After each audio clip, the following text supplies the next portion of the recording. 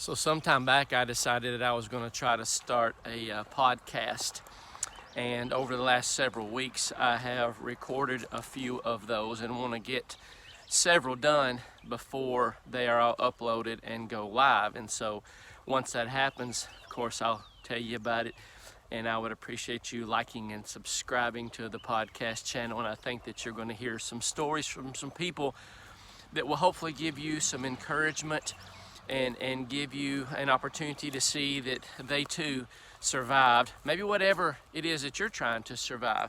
One of those guys is Matt Berkey, and my poker playing buddies will all know who Matt Berkey is. Matt is a high stakes poker player who lives in Las Vegas, and Matt plays the highest nosebleed games.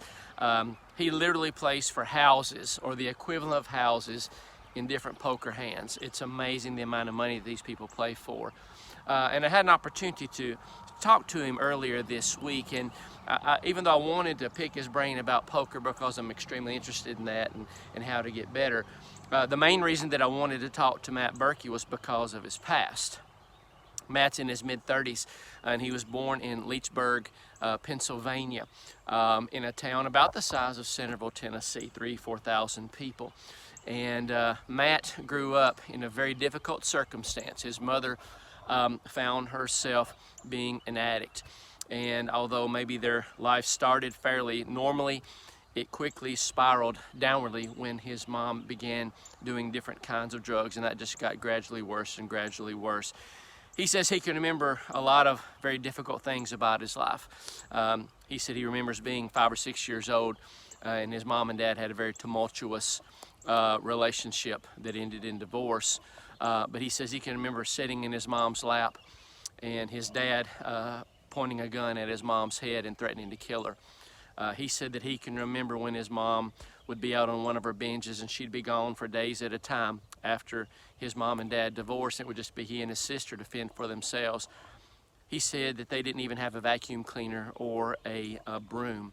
And he can remember getting down on his knees in the floor of his bedroom and trying to sweep up crumbs with a ruler, just to try to have some semblance of normalcy and trying to clean the place up. He said it was really, really bad. And so he had to deal with that all through growing up.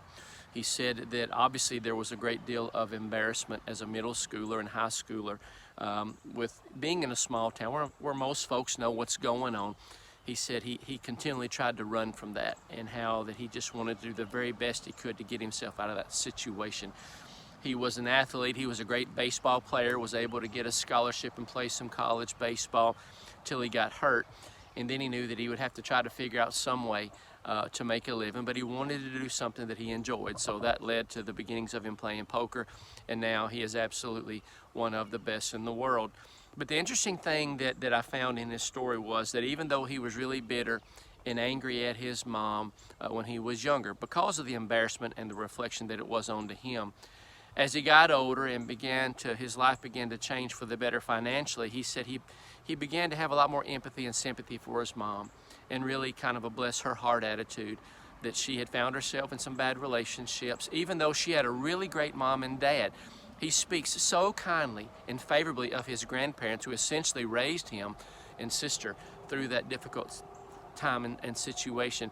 But as he got older, he just began to just love his mom so much, in spite of the difficult circumstances she was in and the difficult circumstances she put he and his sister in. And she ultimately overdosed. She ultimately died, but he just loves her to death. And he realizes that there were some things that maybe she just couldn't help.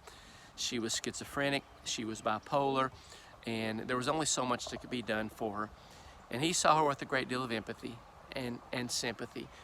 But he did not allow that circumstance to stop him from becoming one of the greatest people in his field in the world.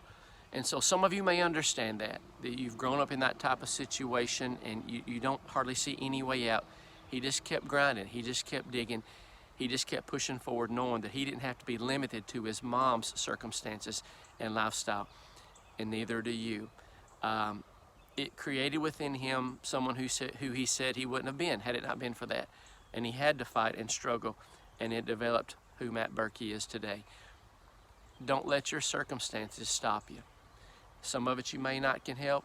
It may not be your fault. You may be thrown into the situation, but don't let it make you become bitter. Try to see it for what it's worth. Try to have as much sympathy and empathy as you can. I'm not saying to become an enabler, and he said he didn't do that. He didn't give his mom money for drugs. He didn't, do any of that. He tried to make sure she had something to eat, and he tried to do the right thing, and he did. Don't let your circumstances today control your tomorrow. You can come out of that, but also don't let it make you a bitter person.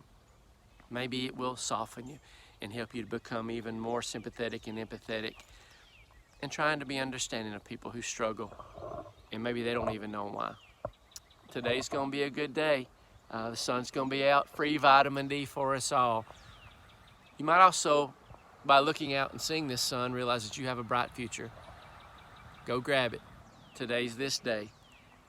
This time is your time.